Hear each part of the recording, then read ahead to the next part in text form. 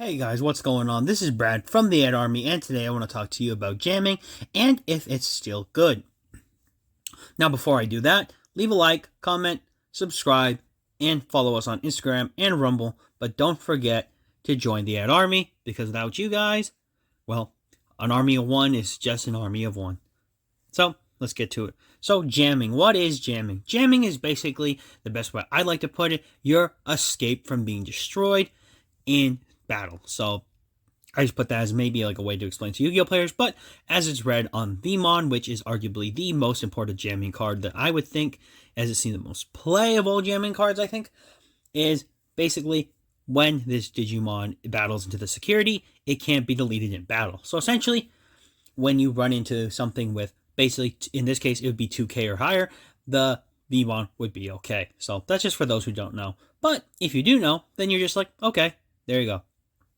But yeah, so basically, we have to go back in time because jamming was actually one of the first keywords that was released when the game started, and it debuted in the first BT1 set, and our version 1.0, we had jamming cards.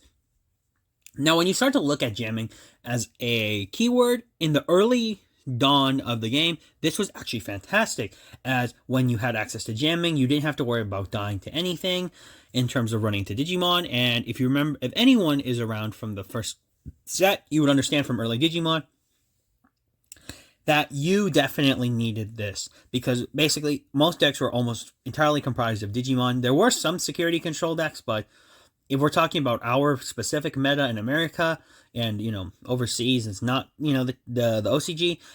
The thing was, since we had a mix of BT1 and BT2 sets, we were able to have like a more functional security control deck.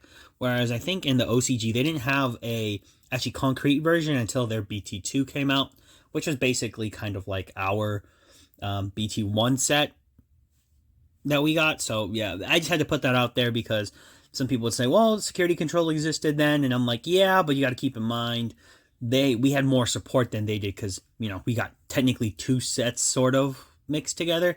Kind of complicated, but that's what happened with us.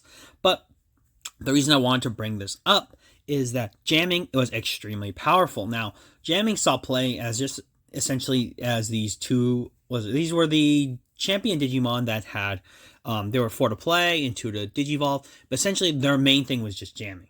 I remember seeing early Tyrannomon decks that people would play, and yeah, they would play the red Tyrannomon, which had jamming, and I would say, that's pretty neat. And then my friend played a green deck that ran Puppetmon, of course, and yeah, basically he ran his Ogremons, and he loved Ogremon because Ogremon had jamming, and I understood why, because in green, although you could accelerate fast, if you could do just a couple swings early in, you could close a game faster. But as the game progressed, we'd finally arrive to BT, or our BT 1.5, but basically BT 3, where we saw the arrival of the first true jamming archetype in the Imperial Dramon deck that focused on basically utilizing jamming, but also multiple swings, so basically trying to clear out the security as quick as possible. And that deck saw a lot of success. So this is basically for early Digimon, where our pacing was still kind of slow, but Digimon was basically the main focus in decks. We didn't have tamers to the massive degree that we would receive later on, but we also didn't have as many options that would be super good in every deck. So not every deck ran a plethora of options. Also, many times people, if they did run options, were using options that would be usable on their turn, and maybe the security effect wasn't too good.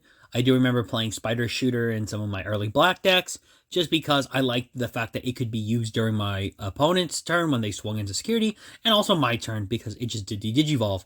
But that gets me into the next part of the thing. What happened to make jamming less effective? Now, jamming itself started to phase itself out for a while just because, one, there wasn't support for the decks, but also decks started to catch up.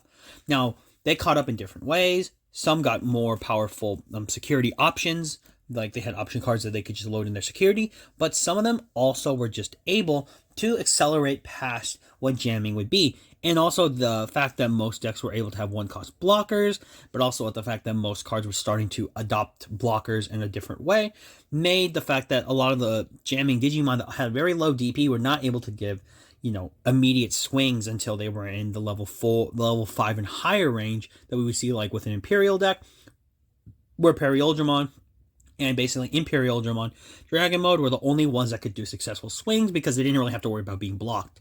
Now, when we move into EX1, which is where we get the new wave of the Imperial support that focuses on jamming, we start to see kind of one of the benefits, but also the detractors that jamming is going to have.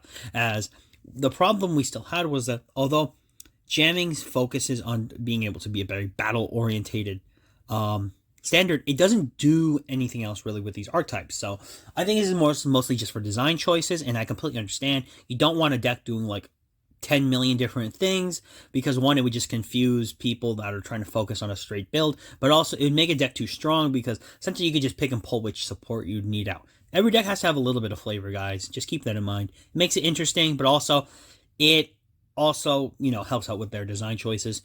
But the reason I want to bring this up is that you start to see basically the problem is that we're having decks accelerate past this, past these Digimon's threshold. As you see, all the XVmons that we would see have like a 4,000 DP and under threshold, and this is one that I would argue was a staple until we got into BT12. But you start to see that this XVmon, although it gives jamming is inheritable, it's slow. Like, that's the thing, it's really slow. Now, speed isn't necessarily a problem, but as the game gets faster and as the game's accelerated and other decks start to catch up, we start to see that the decks need to adapt.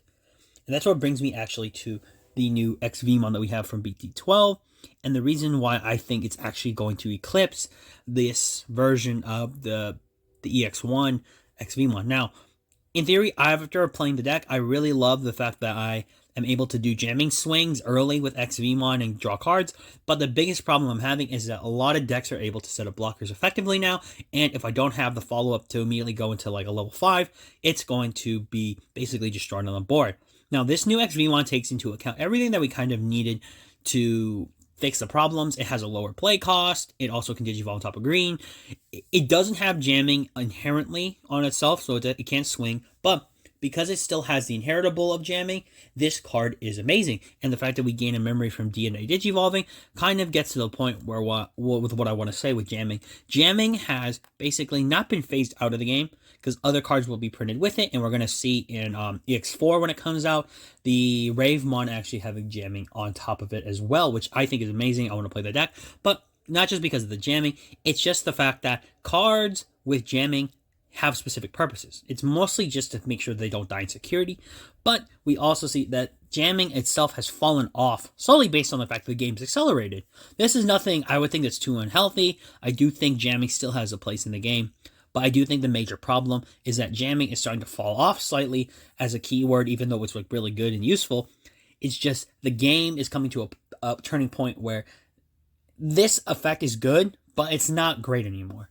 Like, that's something that's not too bad. I think blockers will always have a place. That's why they're a little bit more unique. But I do think this is what keeps jamming down. And ultimately, we'll just go on from here. Jamming, I think, is not going to go away. It's integral to the Imperial line. And a few other decks will have, their own form of jamming in their own type of way. But they also have jamming in the keyword. So as we go, we'll just have to see what happens. We might go back to a slower format sometime when we have just something really good and jamming becomes really powerful again, but only time will tell. Now, this is Brad from the Ad Army, signing off, and for all of you out there, just sign on.